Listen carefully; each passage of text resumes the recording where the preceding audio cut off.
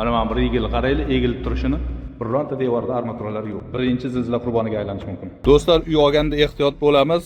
Ustalarimiz mana shunaqa juda ham bir ajoyib uylar qurishda davom etadigan bo'lsa, birinchi zilzila qurboniga aylanish mumkin. Va mana bu joyda qaranglar, mana juda to'g'ri lineykadek o'lchangan ekan.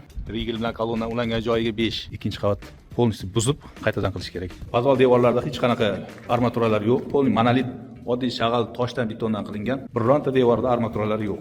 Mana bu joyda beton markalarini qarasanglar, B7.5 ko'rsatib turibdi. Bu 100 marka degani. Mustahkam devor. Mana bu joyda devor bo'lgan, splashnoy devor. Olib tashlangan, natijada mana bir egil holatini qaranglar.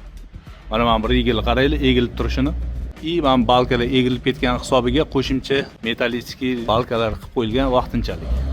Birinchi bino texnik holati to'g'risida ozgina ma'lumotga ega bo'lgandan keyin uyga olish tavsiya qilinadi. Do'stlar, e'tiborli bo'lamiz. Xizmatlar bo'lsa tayyormiz. Marhamat, murojaat qilinglar. Pastda nomerlarimiz bor.